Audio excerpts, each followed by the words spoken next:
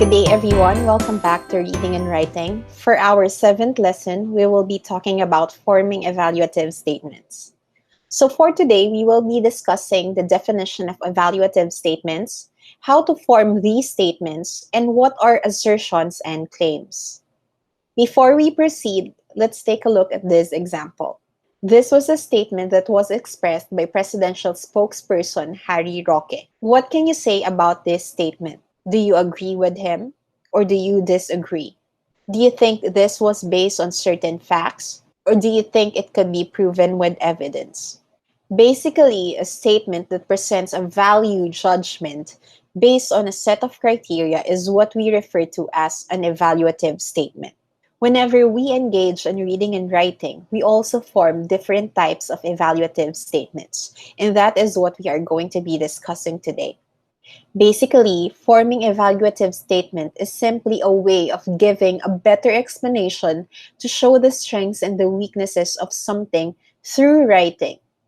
From the root word itself, evaluate, you are trying to figure out which one is better, which one would be best, or which one could better support the idea that you are trying to present. And oftentimes, we do that when we can identify the strengths and the weaknesses of what we have just written. Now, as a writer, how do you form evaluative statements? There are two steps involved. The first one is the first thing that you have to do. You need to formulate assertions about the content and the properties of a text you have read. Assertions are basically a statement or are statements that you use to make a declaration or to express a strong belief about a particular topic. When you express that you are believing in this or you're putting too much faith on this particular idea or statement, then that could be classified as an assertion. There are many different types of assertion, but the common ones involve number one, a fact. So these are statements basically that can be proven objectively. Now, when we say objectively, it's without any bias. And you can do that by giving out direct experiences, testimonies of witnesses, verified observations, or the results of researches. So basically, a fact is something that could be supported with strong pieces of evidence. Example, the roots of sampaguita are used for medicinal purposes, such as an anesthetic and a sedative.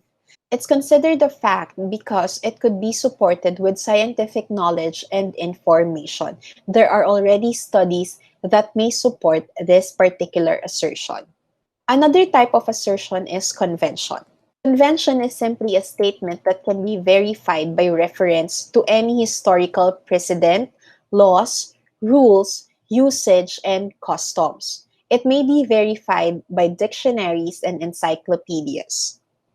So basically, you are trying to support this type of assertion or you're trying to justify this assertion by using different ideas from history or ideas from law, ideas from the culture itself.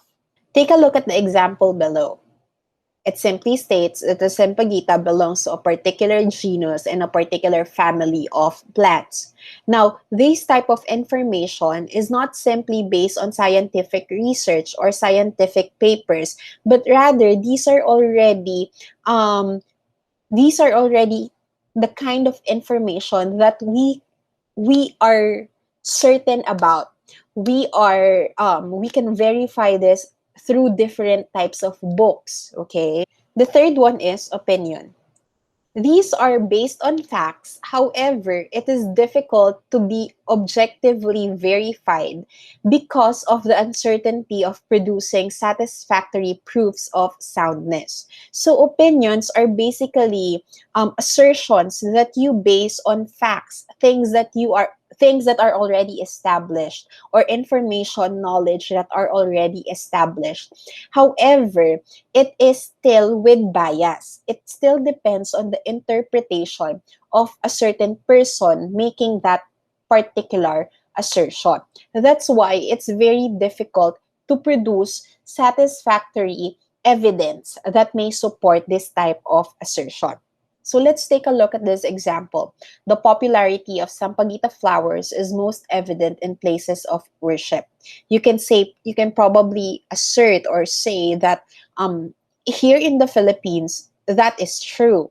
However, if someone else is making that claim, for example, a Filipino is making that claim outside of the Philippines, those people who are hearing this particular assertion may not be in agreement with what this particular person just said. Because obviously, in other places in the world, there is no sampaguita, or they use a different type of flower as offering in places of worship. The fourth type of assertion is what we refer to as preference. So preference are basically based on personal choice. Therefore, they are very subjective because it differs from one person to another. Our preferences on regarding certain things, certain information, or certain knowledge are very different from one another. They are very subjective in that case, and that they cannot be objectively proven or logically attacked. An example of this would be sampaguitas are the most beautiful and most fragrant of all flowers. Maybe for you, that would be the case, but for other people, that would be a different one. So basically, this is a type of assertion that is in preference or of preference. The second step in forming evaluative statements is formulating a meaningful counterclaim in response to a claim made in the text read. Let's first define what a claim is. Claim basically is the main argument of the entire text. It could be a sentence that summarizes the most important thing that the writer wants to say as a result of his or her thinking, reading, or writing.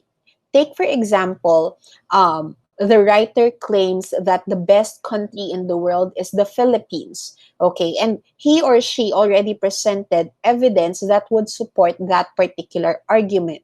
But you, as another writer, would want to evaluate those statements. Okay, now what are you going to do? You try to attack the argument that the Philippines is the best country in the world. If the writer of the original text claims that the Philippines is this or that, then how are you going to rebut those statements? Okay, so that's how you can form evaluative statements as well. A claim may persuade, argue, convince, prove, or even provocatively suggest something to a reader who may or may not initially agree with you. So some readers, if you are forming a text or if you are writing a text that includes this particular argument or claim, you can expect that some readers may agree with you and some may not. Now, how can you make this claim good enough? What are the different characteristics of a good claim? The first one is that it should be argumentative and debatable. It's okay if you cannot support it fully because having a good claim that is argumentative and debatable encourages further discussion about that particular topic. So it opens up opportunity for discussion and discourse. Second one is for it to be considered a good claim, it has to be specific and focused. So there is only one objective. You are only focused on one objective. Is it about entertaining? Is it about informing? And if you are choosing informing, what particular topic are you going to be informing your readers about? So there is only one clear idea that is to be presented in that particular text. Your good claim, or your claim rather, could be considered good as well when it is interesting and engaging. Now, how do you make it interesting and engaging? You need to tap your reader's interest. You need to tap what they like, what they want to read, okay, in order for them to be able to be interested and to engage in that particular text. Remember that your readers will not be reading your text if they don't or if they cannot relate to what you have written. The fourth one is it has to be logical. So by logical, we mean that there is a good reason behind claiming, or there is a good reason behind forming that particular argument, forming that particular claim. As a reader, how do you determine the writer's claim? The first thing that you have to remember or you have to ask yourself is, what is the author's main point? Try to identify what the author is trying to say. What's the overall idea that he or she is trying to present in that particular text? The second one is, what is the author's position regarding that particular idea? So take for example, he or she presented a claim. Now you need to figure out if the author is in agreement or disagreement with that particular idea. Now let's try to differentiate opinions versus claims. Opinions, like what I have mentioned earlier, are very biased. These are statements that are supported with more opinions. Okay? Whereas a claim is something that is supported with evidence. It could be challenged, it could be debated, rather, okay? But still, when you debate on it, when you challenge on it, you can still support those things your with strong pieces of evidence. Okay, so there's always a backup to it. More often than not, claims also address the question, so what? Okay, so take for example, if you have written an argument, if you have written an idea over there, and you ask yourself the question, so what?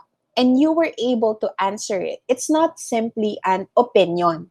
You cannot categorize it as simply an opinion. You can categorize it as a claim already. Take this one for example.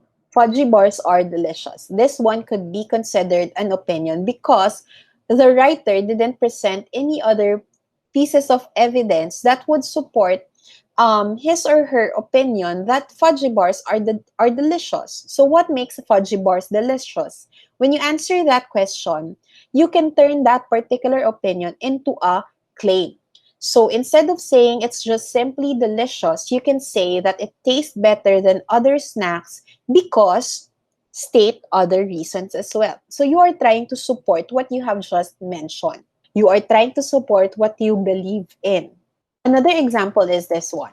You can say that you like dance music. That could be your opinion. However, how would you support that? Now, when you support your answers with other things, other reasons, okay, then that's the time that you turn those opinions into claims. There are also different types of claim. There is a claim of fact, a claim of value, and a claim of policy. Let's go first to the claim of fact. When we say claim of fact, these are claims that appear to be statements of fact. So when you read them, it looks as if they are actually true, they are real. They assert as condition or they assert certain conditions that has already existed or it already exists or will exist and maybe or surely relies on factual information for support. So you try to support this particular claim with more facts. That's why it appears to be true. It appears to be real. Now, these could also be opinions that are simply drawn by inference. However, remember that these inferences should still be based on facts and could be supported by evidence. Now, how do you determine claims of fact? You need to ask yourself these questions. Did it happen? Does it exist? Is it true? Is it a fact? So once you answer yes to all of these questions, then maybe it could be considered as claim of fact. Take this one for example. Whenever you insist a paper was turned in on time, even if the professor cannot find it, or that you were not exceeding the speed limit when a police officer claims that you were, that could be considered claims of fact. Why? Because you can support those claims with evidence. So take for example that when your paper was turned in, you can always ask someone to attest to it. Or maybe you can check the CCTV of the room, or maybe you actually have a receiving copy of that particular assignment. Okay? And then for the second situation, of course, there are lots of street cams or maybe other cars that were passing by. Or maybe you can have the police check your dash cam and so on and so forth. So these are instances that could easily be supported with other physical evidence. Therefore, you can make claims of fact with it. Here are some sample statements.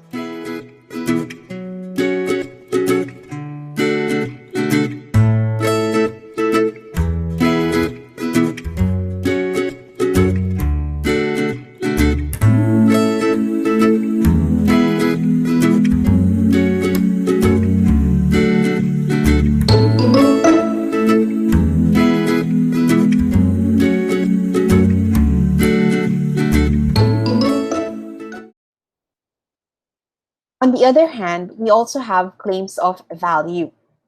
Claims of value basically make a judgment. So it requires that you evaluate your topic or an aspect of your topic. It also aims at establishing whether the item that you are trying to discuss is either good or bad, valuable or not valuable, desirable or not desirable.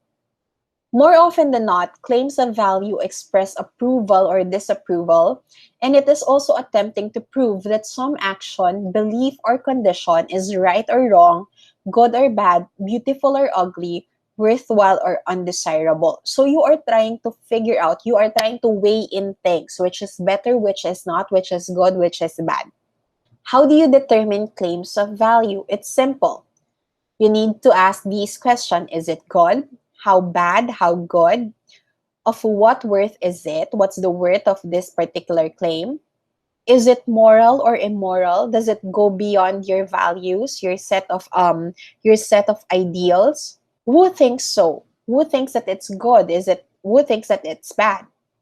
What do those people value? Now, those people that are trying to make that claim, what do you think do they value as a person, as a member of a society, and so on and so forth?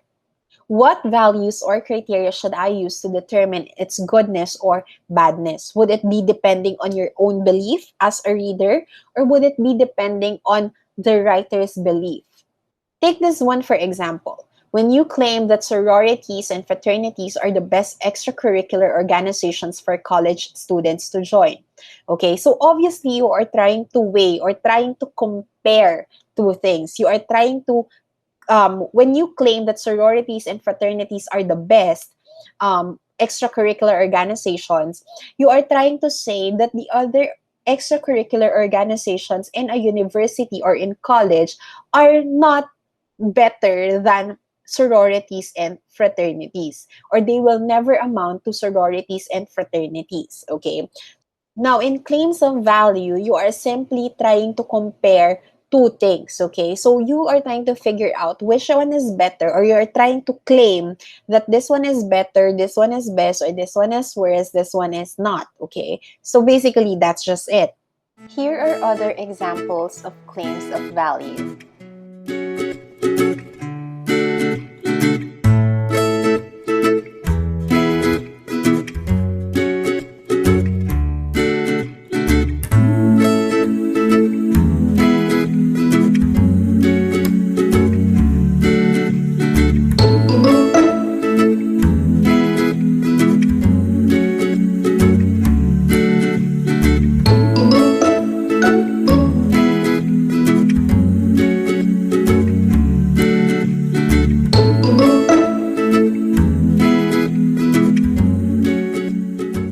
The third type of claim that we have are claims of policy.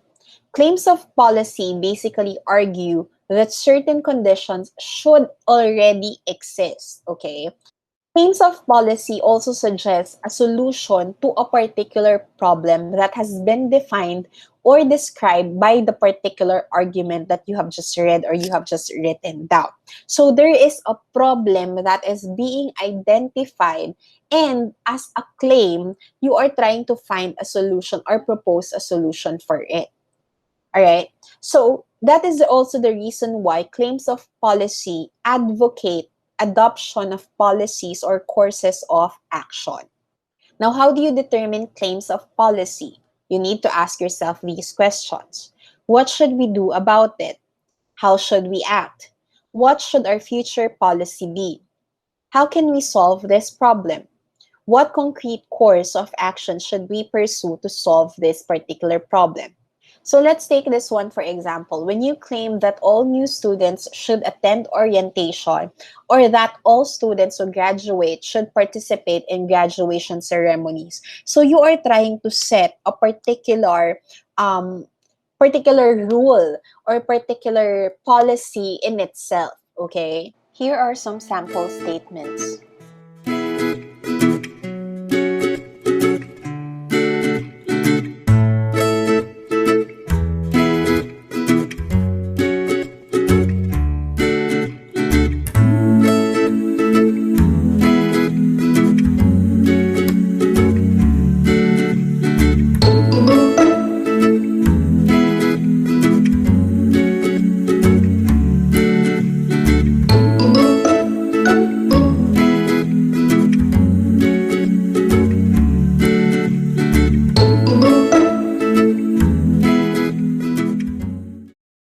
That ends our lesson for today. Here are some sources and references.